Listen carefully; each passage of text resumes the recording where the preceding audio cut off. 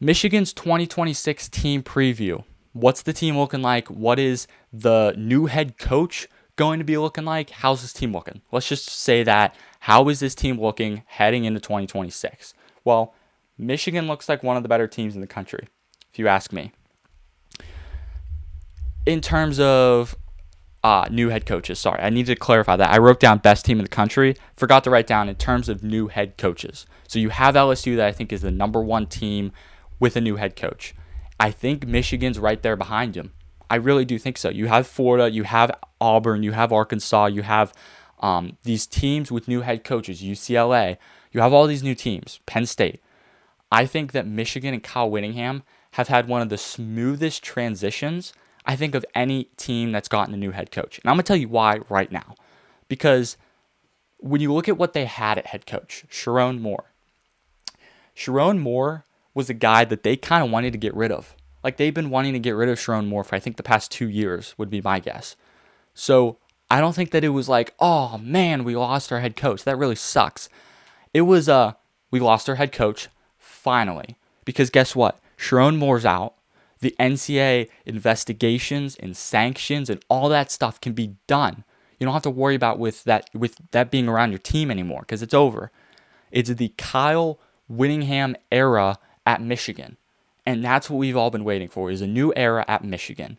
So when you look at Kyle Whittingham and you look at what he has the potential to be at Michigan, he has the potential to be a Big Ten contender and a college football playoff team that could like be there in the end. Like, I'm talking like in the mix or potentially back their way into the playoff if all things go well. So Michigan's a team that I have my eye on in the Big Ten. And I'm not saying that they're going to make the Big Ten championship and going to make the playoff, but I think that they could definitely be there in the end, no doubt. So the biggest question for me when it comes to Michigan is, does Bryce Underwood improve? And that's the biggest question that I think anyone has about Michigan. Can we get a better season out of Bryce Underwood than we had last year? And that's a tough question because I think a lot of teams or a lot of guys have that same question, and I'm going to answer it for you right now. The season hinges on this. It hinges on whether Bryce Underwood can improve these stats. If he can improve on 9 interceptions to 11 touchdowns, if he can improve on that, then I think we'll be all right. If he can keep up what he's doing on the ground, 392 rushing yards, 6 rushing touchdowns, maybe not fumble 3 times, if he can clean up some of that stuff and get me around 2,500 yards passing and get me around, maybe a 68% completion percentage, just up these numbers a little bit. And I think we're going to have a solid Michigan team, or we're going to have a really good Bryce Underwood team, or a Bryce Underwood player. I'm not saying he's going to be a Heisman finalist if this happens. I'm not saying he's going to be a top 10 Heisman player, but I am saying that he could be a top 15. I am saying that he can lead this team to a top 15 record in college football, to the college football playoff mix, potentially make a push for it if things go well. It's a tough schedule. We're going to get into their schedule in a second, but that is what the season hinges on. Bryce Underwood and what he can do in 2026. The running back room is a highlight of this team. It's a highlight. And I say that with as, boldness as I can. This is one of the best positions on this team. And I'm not even trying to downplay that at all. You got their starter, most likely Jordan Marshall, who is a phenomenal running back. He's going to be a top 10 running back in college football this upcoming year. No doubt in my mind. You have freshman Savion Hither. I think is how you say his name. Hither. I think Savion Hither is how you say his name. He's going to be a phenomenal guy. This is going to be the type of guy that's going to come in, show a ton of flashes, not the starter.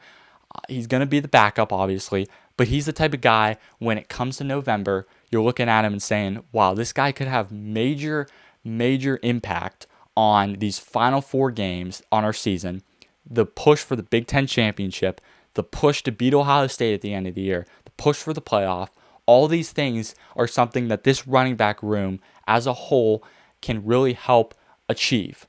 And aside from Bryce Underwood, if we could get a B+ Bryce Underwood performance, if we can get an A- Bryce Underwood performance, we don't need A+, we just need an A. Give me an A to A-.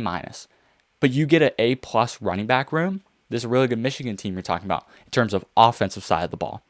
Their wide receiver room is pretty dangerous. You have Andrew Marsh returns. You got Jamie French from Texas.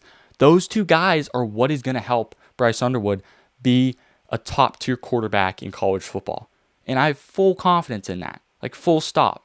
Those two wide receivers are going to help him achieve success at a higher level, and this team as a whole on a higher level. And I have zero doubt in my mind that Michigan isn't going to be a top 20 team, and these guys will be the center of the team with that running back room. Like, Michigan's best two positions on their team is running back and wide receiver. And those are both on the offensive side of the ball. So they're going to have a pretty deadly offense. Offensive line looks pretty improved from 2025. I'm excited to see this team and this offensive line be able to give that running back room to run and be able to give Bryce Underwood more time to throw. So this offense is definitely a stock up 100%. What about the defensive side of the ball? Let's take a look at the defense.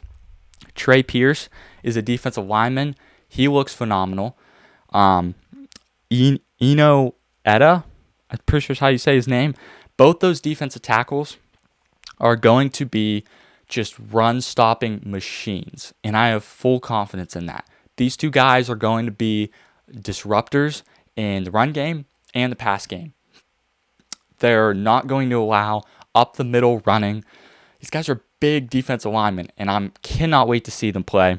Defensive end John Henry Daly, I believe, is the Utah transfer. He's going to be really good. Like, that guy coming from Kyle Whittingham looks pretty good. Came from a Kyle Whittingham-led team. He's still on a Kyle Whittingham-led team. So I don't think there's going to be a ton of transition for him. I think he's just going to keep competing at a high level, maybe even a higher level in 2026. So their DB room, I would say with Jair Hill and Zeke Berry, probably the top two DBs we expect to see on this team. So this is a really good-looking defense and a really good-looking offense. The more I talk about this stuff, the more in my own mind, I'm going stock up on Michigan. I am buying stock in Michigan right now. The only thing that maybe will hold them back to like a 8-4 record would be their schedule, which when you look at their schedule is no easy task. This is it right here. So you have Western Michigan to start the season. I think we get a win there. You got to go to Oklahoma, or you get Oklahoma at home.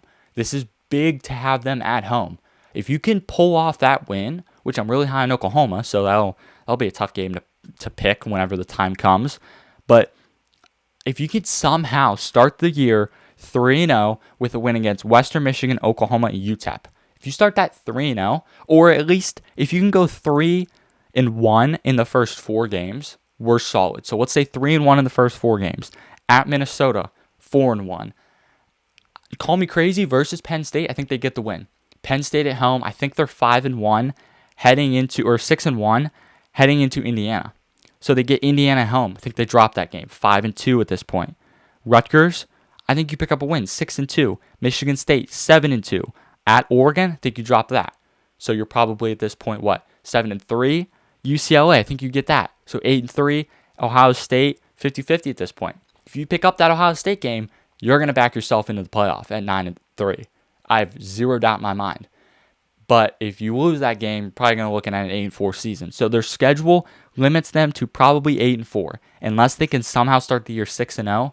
If they can start the year 6-0, you're looking at a really, really good team. You're looking at a 9-3 team. If they start the year with 1-2 losses, you're looking at an 8-4, 7-5 team, 8-4 at best. So this Michigan team has a lot of good talent, but man, they got to show up in the big games. If you don't win these big critical games against Oklahoma, against Iowa, Indiana, Oregon, Ohio State, if you don't win those games, then you are really putting yourself in a tough position to make a run to the playoff, because an 8-4 isn't getting in the playoff. A low-end 9-3 isn't getting in the playoff. A high-end 9-3 would maybe get consideration, and a 10-2 team is in. So in terms of, the light just cut off there, but in terms of Michigan, you have to have a good record. You have to be a solid team heading into 2026. You have to have every single little crack and crevice of your team filled and fixed and ready to go. Because if not, these type of schedules are really going to beat you down and be the reason you don't make the playoff. But if you can win some of these key games, I have full confidence that Michigan will be a playoff team in 2026. So, again, really high on Michigan. We'll see what they can do. And that is my full Michigan breakdown and team preview for 2026.